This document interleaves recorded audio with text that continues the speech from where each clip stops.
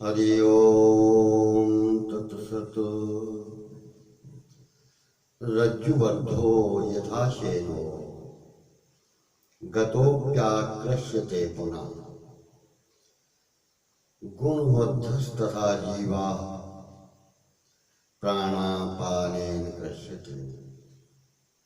जैसे बाज पक्षी के पैर में डोरी बांधकर छोड़ देने पर उड़ जाता है और डोरी खींचने पर फिर हाथ में आ जाता है, ऐसे ही माया के अंश सत्व रज तमोगुण की वासना से बंधा हुआ जीव बुद्धि में लीन होने से उपाधि रहित शुद्ध ब्रह्म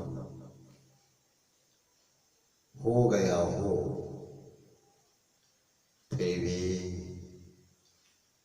प्राण अपान वायु द्वारा फिर से वह खिंच जाता है। जागृत अवस्था में फिर प्रबुद्ध हुए की तरह वृत्ति विषय में पुनः जीव लिप्त हो जाता है।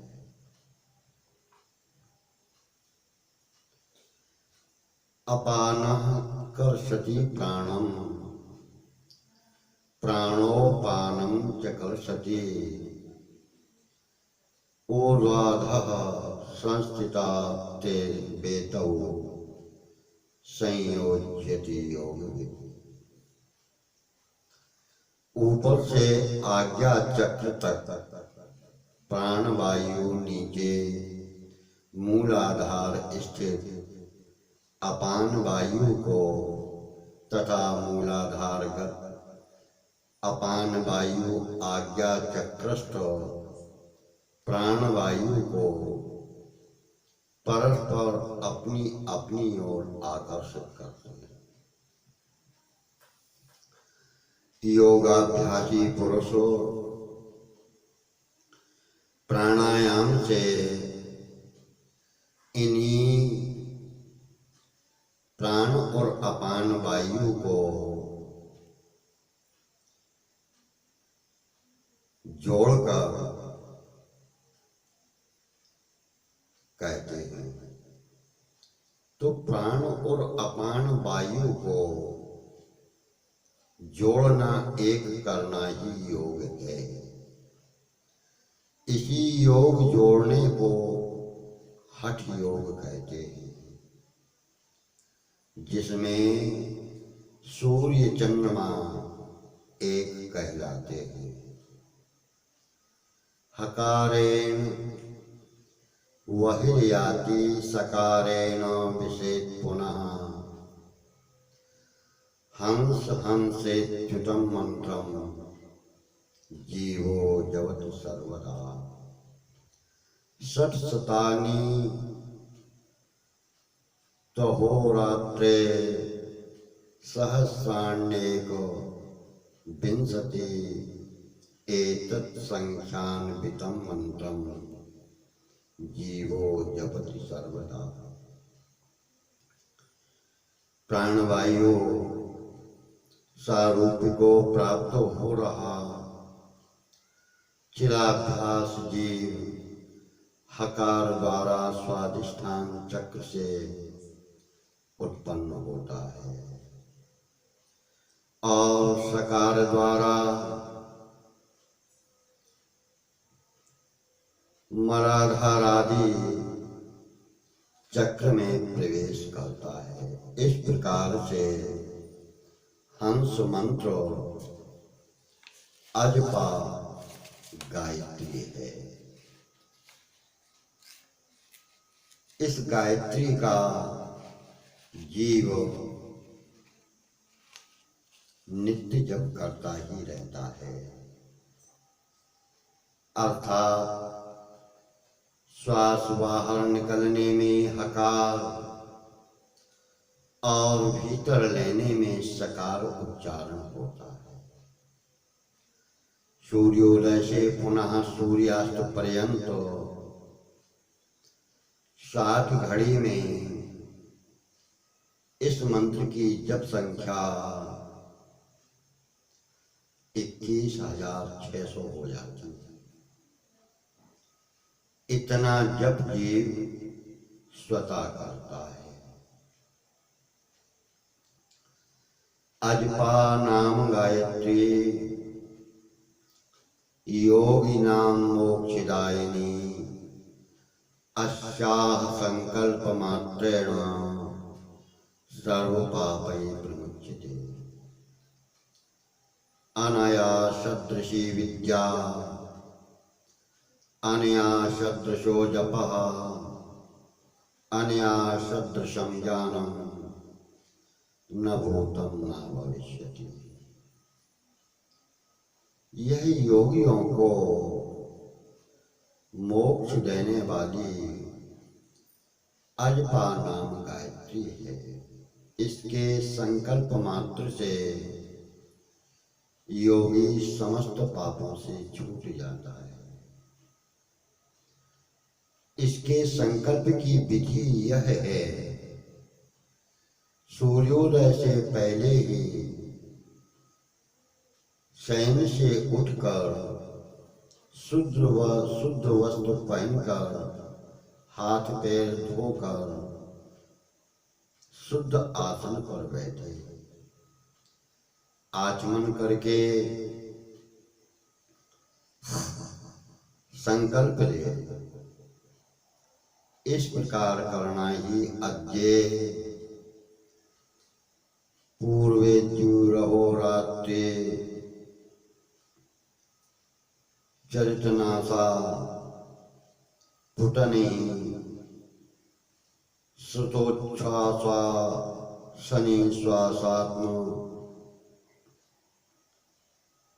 शतशताधिकैको विंशति सहस्र संख्या का गायत्री जपम मूलाधार स्वाधिष्ठान मणिपुरानाहता विशुद्धाज्ञा चक्र ब्रह्मरंध्र स्थितेभ्यो गणपति ब्रह्म विष्णु रुद्रजीव गुरु परमात्मभ्यः सिद्ध सरस्वती लक्ष्मी गौरी प्राण शक्ति ज्ञान शक्ति चित् शक्ति समेतेभ्यो यथा संख्यसम शतशतं शतसहस्रं शतसहस्रं सहस्रमेकं सहस्रमेकं सहस्रमेकं अजपा गायत्री जपम प्रत्येकं निवेदयामि इति निवेद्य। ऐसा निवेदन करे। पुनरद्यः प्रातः कालादारभ्य द्वितीये प्रातः काल पर्यन्तं नासापुटनी श्रुतोच्छ्वासानि श्वासात्मकं शतशताधिक विंशति सहस्र संख्या कम जपा गायत्री जप महोरात्रेणाहं करिष्ये इति जायमान संकल्पं कृत्वा स्वकृत्यमाचरेत्। इस अजपा के समान जीव ब्रह्म का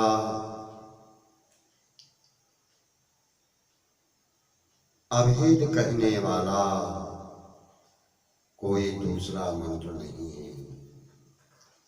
यह अल्प श्रम में उत्तम फल देने वाला है। इसके समान और जप नहीं, क्योंकि प्रातः काल संकल्प मात्र करना ही इसके बाद खाते पीते चलते उठते बैठते सोते हमेशा सभी अवस्था में वह जब आपसे होता रहता है, क्योंकि श्वास प्रश्वास चलती रहती है और श्वास में ही वह जप होता है।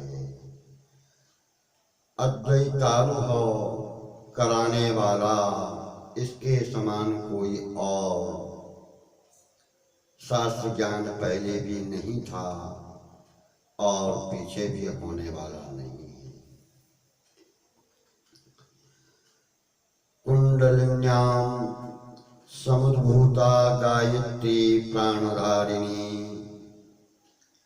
प्राण विद्या महाविद्या यस्तां वेत्ति स वेदविदो। कुंडलिनी महाशक्ति से उत्पन्न हो रही तथा प्राणवायु को धारण करने वाली यही अजपा गायत्री है। जीवात्मा की शक्ति प्राण विद्या स्वरूप भी यही है। इसी कारण महाविद्या भी इसे कहते हैं। इसे जो योगी पहचान सके वही योग शास्त्राभ्यास का तात्पर्य जानता है। शक्ति चारण कंदोर्वे कुंडली शक्तिरस्तधा कुंडलाकृति ब्रह्मद्वार मुखम जम मुखेन छाज्य तिष्ठति। और कुंडली के भेद खोलने के निमित्त एवं उसकी अधिकता प्रकट करने के लिए कुंडलिनी के अन्य स्थान भी कहते हैं, जो कि समस्त 72,000 नाड़ियों का उत्पत्ति स्थान पूर्वोक्त कंद है।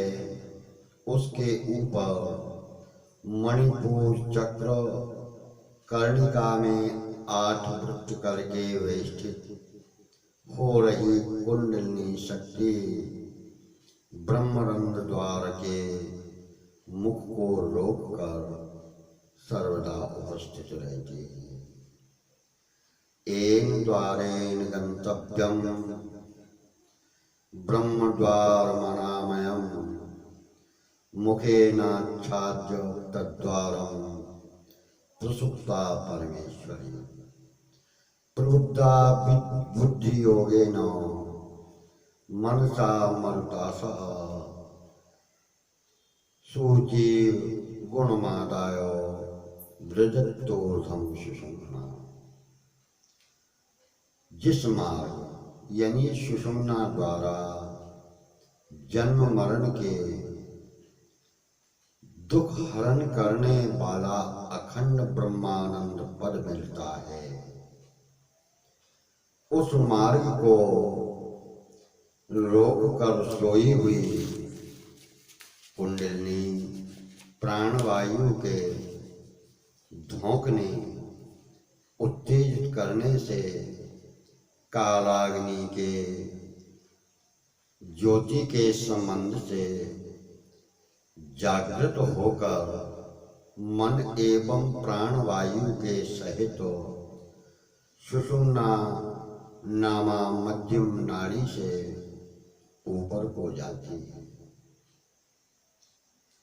जैसे सुई अपने को पुरोए तागे सहित वस्त्र के अनेक सूत्रों के मध्य में जाती है, वैसे ही सृष्टि उत्पन्न करके षट चक्र तथा उनके देवता प्रभृति सकल प्रपंच को उल्लंघन करके ऊपर सहस्रदल कमल के सम्मुख होकर जाती है।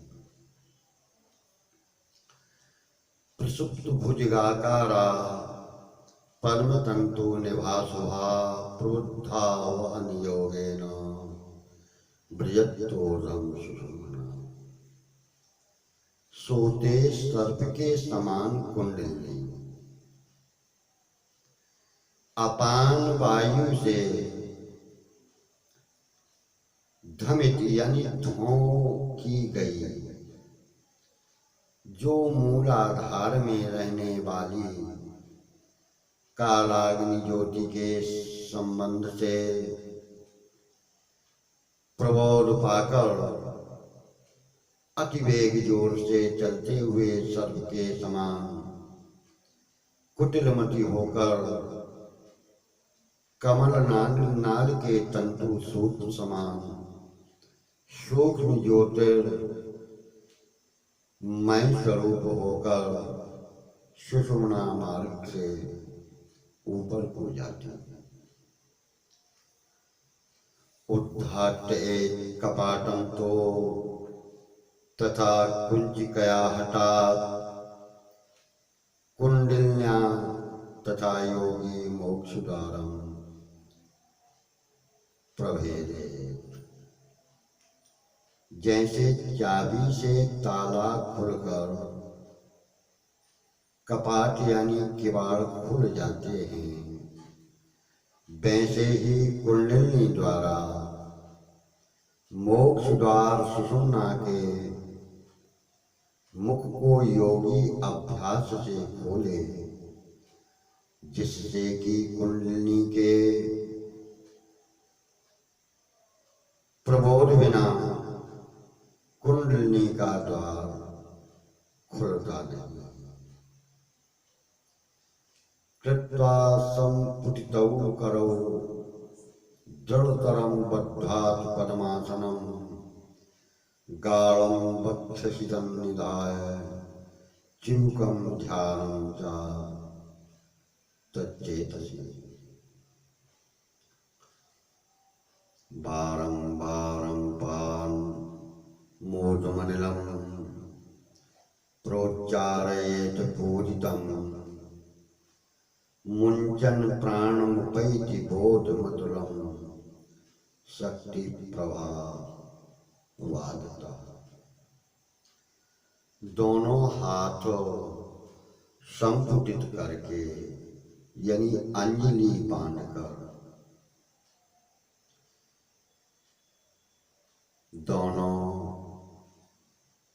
पूर्व पर यानी बाम बाहु मध्य भाग हृदय में दृढ़ स्थापन करके पद्मासन से बैठे। चिबुक यानी दाढ़ी हृदय में मजबूत करके लगाकर जालंधर बंद करके ज्योति स्वरूप का ध्यान करें। केवल कुंभक प्राणायाम अधोद्वार रोक कर करें। प्राणायाम से कुंभित वायु को अपान वायु से एकत्व करके यथाशक्ति कुंभक करे। पुनः रेचक प्राणायाम जिसमें वायु मंद अतिमंद मंद निकाले। इस प्रकार कुंडलिनी का बोध होता है तथा योगी को अपरिमित ज्ञान मिलता है। कुंडलिनी को जागृत करने वाली शक्ति चालन मुद्रा यही कहलाती है। परंतु प्राणायाम के अभ्यास से प्राणापान वायु को अपने वश करके इस मुद्रा का बहुत समय तक अभ्यास करना पड़ता है। अंगानां मर्दनं कृत्वा संजातवारिणा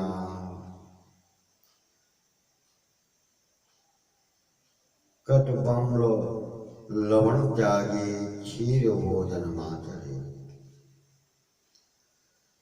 ब्रह्मचारी मिताहारी त्यागी योग परायणा।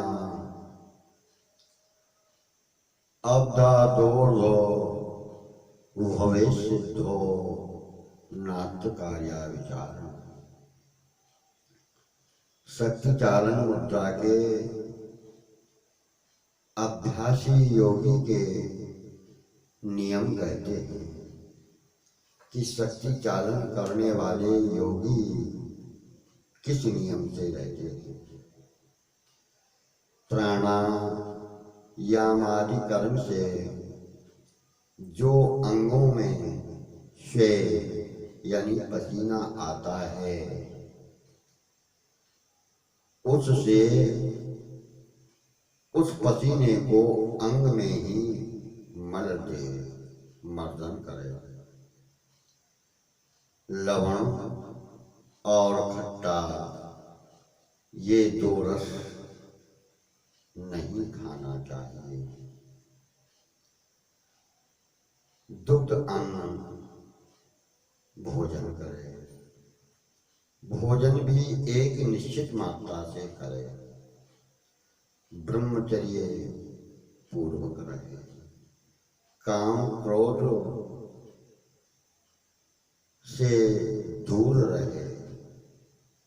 त्यागवान होना चाहिए और योगाभ्यास मात्र का अभ्यास रखे। इस प्रकार नियम में रहकर योगाभ्यास से शक्ति चालन मुद्रा का अभ्यास करें। 1 वर्ष ऊपर जब इच्छा करे तभी कुंडलिनी के अभ्युत्थान की सामर्थ्य होती है, यानी उसमें सिद्धि प्राप्त होती है या नहीं, ऐसा संदेह नहीं करना चाहिए। अभ्यास से अवश्य ही सिद्धि प्राप्त होती है। हरि ओम।